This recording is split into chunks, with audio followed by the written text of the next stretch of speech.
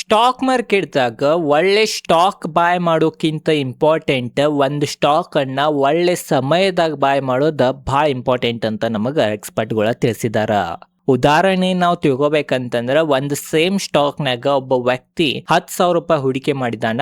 But ಅವಂದ returns ನೋಡ್ರೆ 0 ಐತಿ ಅಥವಾ -90% ಹೋಗೈತಂತ ನಾವು ಅನ್ಬೋದ. ಬಟ್ ಅದ ಶೇರ್ನಾಗ ಮತ್ತೊಬ್ಬ ವ್ಯಕ್ತಿ ಸ್ಟಾಕ್ ಕುಸ್ದಿದ್ರನು ಸಹ ಅವ 100% ಗಿಂತ ಹೆಚ್ಚು ಲಾಭವನ್ನಾನು ಗಳಿಸಿರ್ತಾನ. ಅದ ಕಾರಣ ಇದು ಹೆಂಗ್ ಪಾಸಿಬಲ್ ಐತಂತ ನಿಮ್ ತಲೆಯಾಗ ಕ್ವಶನ್ ಇರ್ಬೋದ. ಅದ ಕಾರಣ ನಾ ಇಲ್ಲಿ ಒಂದು ಲೈವ್ ಉದಾಹರಣೆ ತಗೊಂಬಂದೇನಿ ಸುಜ್ಲಾನ್ ಎನರ್ಜಿದ.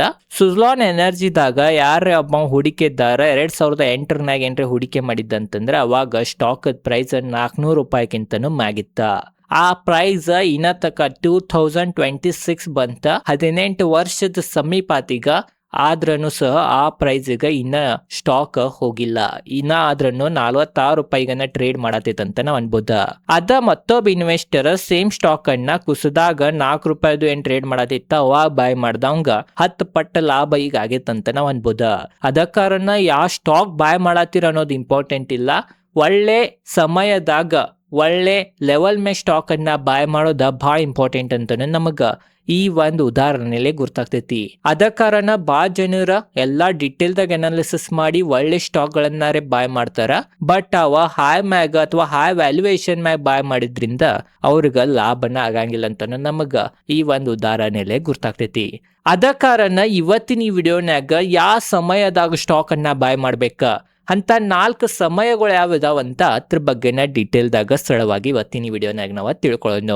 ನೋಡ್ರಿ, ಮೇನ್ ನೀವು ಒಳ್ಳೆ ಟೈಮ್ನಾಗ ಅಥವಾ ಸುಜ್ಲಾನ್ ಎನರ್ಜಿದೂ ಏನು ಉದಾಹರಣೆ ತೋರಿಸಿನಿ ಅದ್ರ ಪ್ರಕಾರ ನಾವು ಒಳ್ಳೆ ಸಮಯದಾಗ ಯಾವಾಗ ಹೂಡಿಕೆ ಮಾಡ್ಬೋದ ಅಥವಾ ಒಳ್ಳೆ ಸಮಯ ಒಂದ್ ಸ್ಟಾಕ್ ಅನ್ನ ಬಾಯ್ ಮಾಡಕ್ ಯಾವಾಗ ಅಂತ ನಾವ್ ಅಂತೇವಂತಂದ್ರ ಸ್ಟಾಕ್ ಮಾರ್ಕೆಟ್ ಕ್ರಾಶ್ ಆದಾಗ. ಸುಜ್ಲಾನ್ ಎನರ್ಜಿ 400 ರೂಪಾಯಿ ಮ್ಯಾಗ ಏನಿತ್ತದ ಒಳ್ಳೆ ಸಮಯ ಇಲ್ಲಾಗಿತ್ರಿ. ಬಟ್ ಅದ ಏನ್ 4 ರೂಪಾಯಿ ಮ್ಯಾಗ ಟ್ರೇಡ್ ಮಾಡತ್ತಿತ್ತ ಅದ್ ಒಳ್ಳೆ ಸಮಯ. ಅದ ಕಾರಣ 4 ರೂಪಾಯಿ ಮ್ಯಾಗ ಬಾಯ್ ಮಾಡ್ದವ 10 ಪಟ್ಟಿಗೆ ಲಾಭದಾಗಿದ್ದಾನಂತ ನಾವ್ ಅನ್ಬೋದ.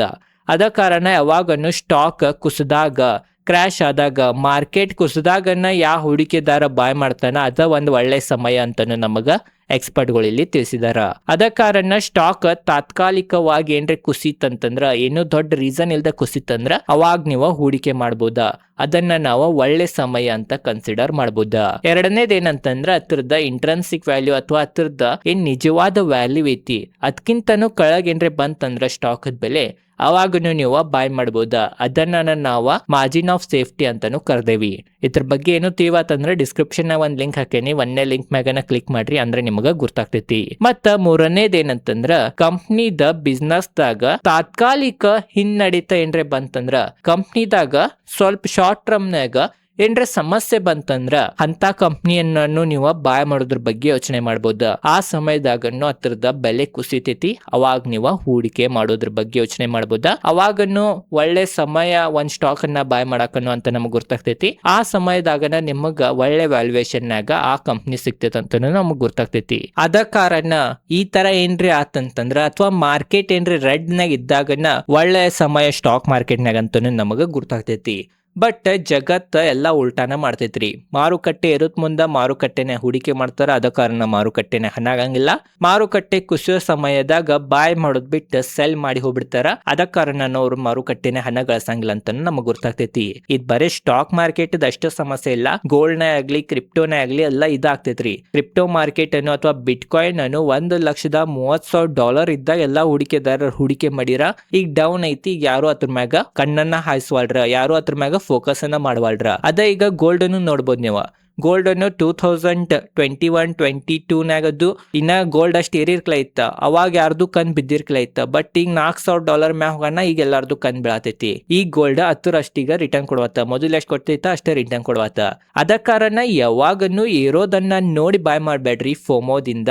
ನೀವೇನ್ ಮಾಡ್ಬೇಕಂತಂದ್ರೆ ಯಾವ್ದು ಕುಸಿಯಾತೈತಿ ವಿರುದ್ಧ ಮಾಡ್ಬೇಕ ಅಂದ್ರ ಹಣ ಆಗ್ತೈತಿ ಮಾರುಕಟ್ಟೆನಾಗ ಅಂತ ನಮಗ ಇವೆಲ್ಲಾ ಡೇಟಾಲೆ ಗುರ್ತಾಗ್ತೈತಿ. ಅದ ಕಾರಣ ಯಾವಾಗನ್ನು ಸ್ಟಾಕ್ ಮಾರ್ಕೆಟ್ ಕುಸಿದಾಗ ಸ್ಟಾಕ್ ಮಾರ್ಕೆಟ್ ಅನ್ನ ಬಿಟ್ಟು ಹೋಗ್ಬಾರ್ದ, ಅವಾಗನ್ನ ಹೂಡಿಕೆ ಮಾಡ್ಬೇಕ. ಅವಾಗ ಯಾರು ಹೂಡಿಕೆ ಮಾಡ್ತಾರ ಅವ ಹಣವನ್ನ ಗಳಿಸ್ತಾನಂತನೂ ನಮಗ ಈ ಒಂದು ಸುಜ್ಲಾನ್ ಎಕ್ಸಾಂಪಲ್ ಗುರ್ತಾಗ್ತೈತಿ. ಸುಜ್ಲಾನ್ ಎಲ್ಲಾ ಭಯ ತೀರ ಎಲ್ಲ ಕೆಟ್ಟ ಅನ್ನತ್ತೀರ. ಬಟ್ ಅದ ಸಮಯದಾಗ ಸ್ಟಾಕ್ ಬೆಲೆ ಭಾಳ ಕಡಿಮೆದಾಗ ಸಿಗತ್ತಿತ್ತ. ಅದ ಕಾರಣ ಯಾರು 4 ರೂಪಾಯಿನಾಗ ಬಾಯ್ ಮಾಡಿದಾರ ಅವ್ರೀಗ 10 ಪಟ್ಟು ರೊಕ್ಕವನ್ನ ಗಳಿಸಿದಾರ ಈ ಒಂದು ಸ್ಟಾಕ್ನಾಗ ಅಂತ ನಾವ್ ಅನ್ಬೋದ. ಅದ ಕಾರಣ ಎಲ್ಲಾ ಒಳ್ಳೆ ಇರೋ ಸ್ಟಾಕ್ನಾಗ ಎಲ್ಲಾರು ಮಾತಾಡೋದ ಬೆಸ್ಟ್ ಸ್ಟಾಕ್ ಐತಿ ಏನಂತಾರ ಅಂತದ್ರಿಂದ ದೂರ ಇರ್ಬೇಕ. ಯಾಕಂದ್ರ ಅಂತ ಕಂಪ್ನಿಗಳ ಎಲ್ಲಾರ್ದು ಕಣ್ಮ್ಯಾಗ ಬೀಳ್ತಿರ್ತಾವ. ಅದ ಕಾರಣ ಎಲ್ಲಾರು ಅಂತ ಹೂಡಿಕೆ ಮಾಡಿರ್ತಾರ. ಅದ ಕಾರಣ ಅದ್ರದ್ದು ವ್ಯಾಲ್ಯೂಯೇಷನ್ ಭಾಳ ಆಗಿರ್ತೈತಿ. ಕೆಟ್ಟ ಕಂಪ್ನಿಗಳೆಲ್ಲ ಮಾರ್ತಿರ್ತಾರ, ವ್ಯಾಲ್ಯೂಯೇಷನ್ ಚೀಪ್ ಸಿಗ್ತಿರ್ತೈತಿ. ಬಟ್ ರೀಸನ್ ನೋಡ್ಬೇಕು, ಭಾಳ ಕೆಟ್ಟಿದ್ರ ಹೊಕ್ಕಿ ಉಪಯೋಗ ಇಲ್ಲ. ಸ್ವಲ್ಪ ಕೆಟ್ಟ ನ್ಯೂಸ್ ಐತಿ, ಶಾರ್ಟ್ ಟರ್ಮ್ನಾಗ ಏನೋ ಒಂದು ಪೆಟ್ ಬಿದ್ದೈತಿ, ಶಾಶ್ವತ ಇದೇನ್ ಪೆಟ್ ಇಲ್ಲ ಅಂತ ನಿಮ್ಗೆ ಏನ್ರಿ ಅನ್ಸಿತ್ತಂದ್ರ ಅಂತದ್ರನ್ನ ಹೂಡಿಕೆ ಮಾಡ್ಬೋದಾ. ಸುಜ್ಲಾನ್ ಅದನ್ನು ಪರಿಸ್ಥಿತಿ ಅದ ತರ ಆತ್ರಿ. 4 ರೂಪಾಯಿಗೆ ಬಂತ, 10 ರೂಪಾಯಿ ಕೆಳಗ್ ಬಂತ. ಬಟ್ ಭಾಳ ಅದ ಒಂದು ಲೆವೆಲ್ನಾಗ ಕನ್ಸಲ್ಟ್ರೇಷನ್ ಮಾಡಿತ್ ನೀವು ನೋಡ್ಬೋದು ಚಾರ್ಟ್ನಾಗ. ಬಟ್ ಆಮ್ಯಾಗ ಗ್ರೀನ್ ಎನರ್ಜಿ ಏರಾ ಬಂತ, ಅವಾಗ ಸ್ಟಾಕ್ ಮತ್ ಪಿಕಪ್ ಹಿಡಿತ. ಸ್ಟಾಕ್ ದ ಫಂಡಮೆಂಟಲ್ಸ್ ಎಲ್ಲ ಭಾಳ ಒಳ್ಳೇದದ್ದು. ಅದಕ್ಕನ್ನ ಈಗ ಸ್ವಲ್ಪ ಟರ್ನ್ ಅರೌಂಡ್ ಆತಂತ ನಾವು ಅನ್ಬೋದು ಈ ಕಂಪ್ನಿ. ಅದ ಕಾರಣ ರೆಡ್ ಕಲರ್ ನೋಡಿ ಮಾರ್ಕೆಟ್ ಅನ್ಸ್ಬೇಡ್ರಿ. ಅದ ಒಂದು ಬೈಯಿಂಗ್ ಅಪರ್ಚುನಿಟಿ ಅಂತ ನಮಗ ಇವತ್ತಿನ ಈ ವಿಡಿಯೋನಾಗ ತಿಳಿತೈತಿ. ಓವರ್ ಆಲ್ ಇದೈತಿ ಇವತ್ತಿನ ಈ ವಿಡಿಯೋನ ಎಲ್ಲ ನಿಮಗೆ ಡಿಟೇಲ್ದಾಗ ಗೊತ್ತಾ ಇರ್ಬೋದು ಅಂತ ನನಗೆ ಅನಿಸ್ತೈತಿ. ವಿಡಿಯೋ ಚಲೋ ಲೈಕ್ ಮಾಡ್ರಿ. ಇದೇ ತರ ಸ್ಟಾಕ್ ರಿಲೇಟೆಡ್ ಕನ್ನಡದಾಗ ವಿಡಿಯೋ ಮಾಡ್ತಿರ್ತೇನೆ. ಅದ ಕಾರಣ ಚಾನಲ್ ಸಬ್ಸ್ಕ್ರೈಬ್ ಮಾಡ್ರಿ. ಇದೈತಿ ಇವತ್ತಿನ ಈ ವಿಡಿಯೋ. ಧನ್ಯವಾದಗಳು.